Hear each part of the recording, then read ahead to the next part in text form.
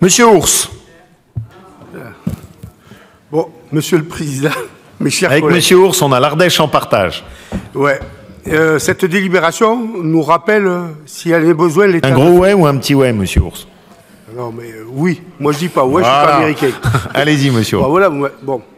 Monsieur le Président, mes chers collègues, cette délibération nous rappelle, s'il en est besoin, l'état de fragilité dans lequel se trouve aujourd'hui notre système de santé.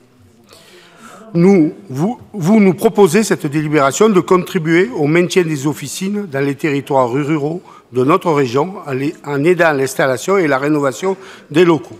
Nous partageons cette préoccupation d'un maintien de présence de pharmacies dans les zones rurales qui jouent effectivement un rôle essentiel dans la délivrance d'offres de soins de proximité. Les offices ruraux représentent en effet souvent le premier lieu de secours, d'information, de prévention. Elles participent également à l'administration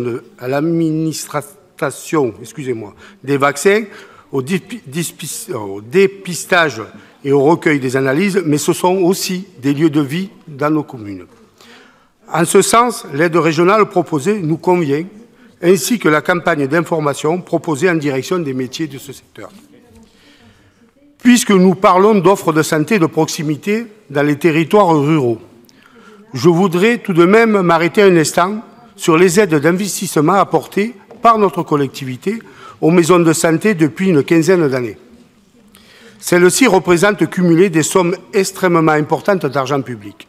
On parle sans doute, sur cette période, de plusieurs dizaines de millions d'euros octroyés. Très souvent, ces aides se cumulent avec les subventions complémentaires favorisant l'arrivée de futurs médecins ou de spécialistes.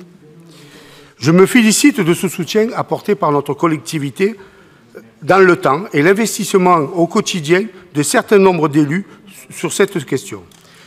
Mais il me paraît grand temps aujourd'hui de faire un bilan, critique ou pas, de voir l'efficacité de cette politique réalisée.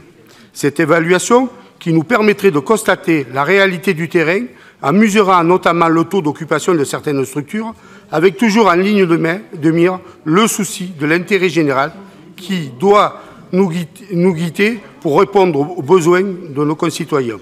Nous voterons sans réserve cette délibération et je vous remercie.